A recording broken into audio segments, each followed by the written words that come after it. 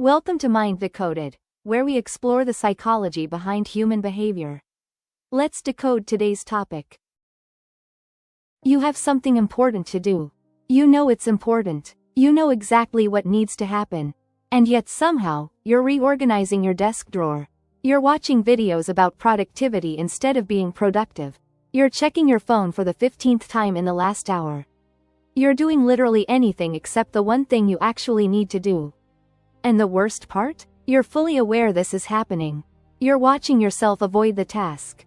You're mentally screaming at yourself to just start. But you don't. You can't. Something is stopping you, and you don't understand what it is. Here's what nobody told you. Procrastination isn't laziness. It isn't poor time management. It isn't a character flaw you need to fix through sheer willpower. Procrastination is an emotional regulation problem. And once you understand what's actually happening in your brain when you procrastinate, everything changes.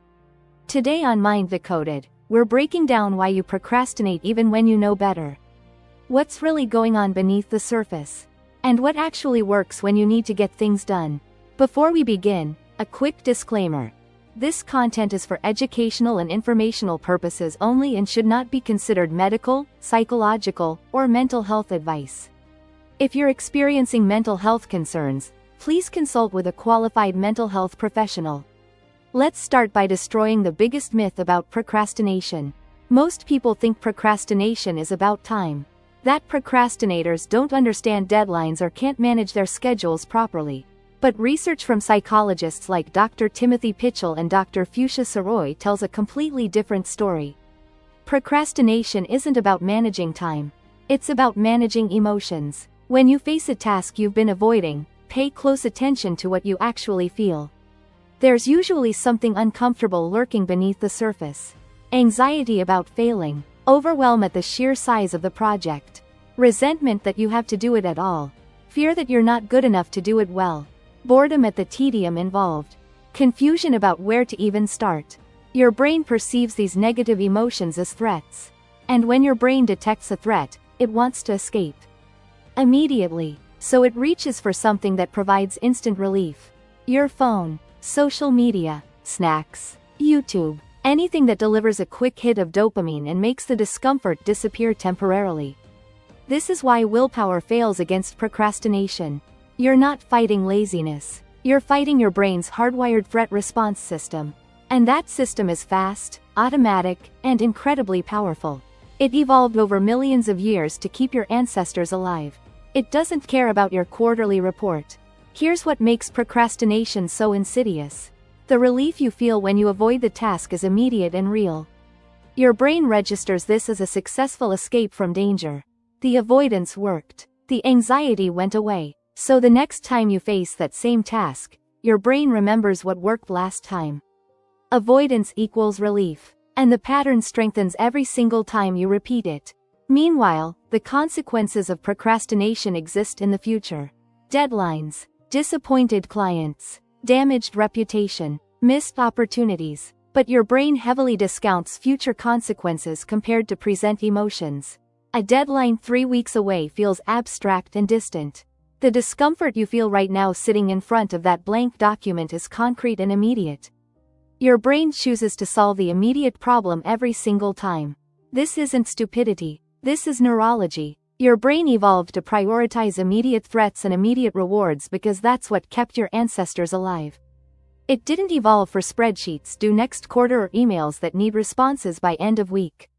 So what actually works against procrastination? Let's go through strategies backed by research, not wishful thinking or motivational slogans. Strategy 1. Reduce the emotional barrier to starting. The hardest part of any task is beginning. Your brain catastrophizes the entire project before you've written a single word or made a single phone call. So shrink the task until it feels almost too easy to avoid. Don't commit to writing the entire report. Commit to opening the document and writing one sentence. Don't commit to an hour at the gym. Commit to putting on your workout shoes and stepping outside. Don't commit to cleaning the whole house. Commit to clearing one corner of one room. The goal isn't completing the task. The goal is starting it. Because once you start, the emotional barrier drops dramatically. Psychologists call this the Zeigarnik effect. Your brain actually wants to complete tasks once they're already in progress. The starting is the hard part. Strategy 2. Remove friction between you and the task. Every additional step between deciding to work and actually working is an opportunity for your brain to escape into distraction. So eliminate those steps ruthlessly.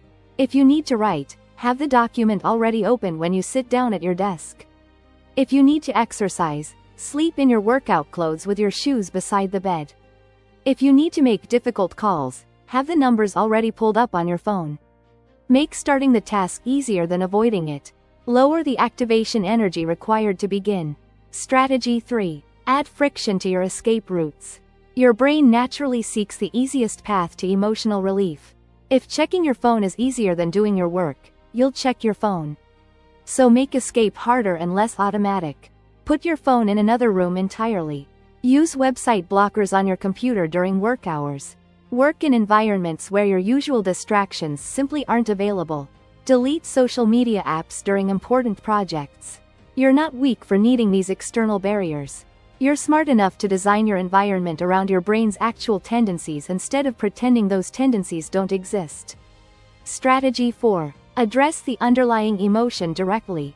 Before reaching for a distraction, pause and ask yourself what you're actually feeling about the task. Name the specific emotion. If it's anxiety about failing, remind yourself that imperfect action beats perfect paralysis. Done is better than perfect. If it's overwhelm at the project's size, break it into smaller pieces until each individual piece feels genuinely manageable. If it's resentment about having to do it, find something about the task you can connect to your own values or larger goals. This isn't about toxic positive thinking. It's about reducing the emotional charge that triggers the avoidance response in the first place.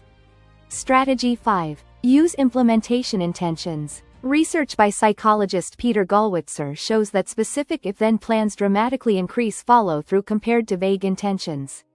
Instead of planning to work on your project tomorrow, create a concrete trigger. If it's 9 a.m. and I've finished my coffee, then I will open my document and write for 20 minutes. If I sit down at my desk after lunch, then I will make 2 client calls before checking email. The specificity removes decision-making from the moment. You've already decided. When the trigger happens, you just execute. Now here's what these strategies don't do. They don't eliminate procrastination forever. They don't transform you into a productivity machine who never struggles. Some tasks will always feel aversive. Some days your emotional regulation will be depleted before you even start. That's normal. That's human. The goal isn't perfection. The goal is catching yourself earlier. Recognizing the avoidance pattern for what it is. Having tools ready when you need them. And being genuinely compassionate with yourself when you fall short. Because here's the final truth about procrastination. Beating yourself up about it actually makes it worse. Studies show that self-criticism after procrastinating increases negative emotions, which increases future procrastination. It's a downward spiral powered by shame. Self-compassion does the opposite. Acknowledging that you procrastinated, forgiving yourself without harsh judgment, and refocusing on the next small step actually reduces future procrastination. It sounds counterintuitive, but it's research-backed. You're not lazy. You're not broken. You're not lacking willpower. You're a human being with a brain that evolved for a world very different from the one you live in now. Procrastination is your brain trying to protect you from perceived emotional threats. Once you understand this, you can stop fighting yourself and start working with the brain you actually have. Next time on Mind Decoded, we're exploring a simple rule that can change your daily habits forever. The 2-minute rule. Why it works, when it doesn't, and how to use it to build momentum that actually lasts. Don't miss it. And that's how the mind works. If this helped you understand yourself better, subscribe for weekly psychology insights. Thanks for watching.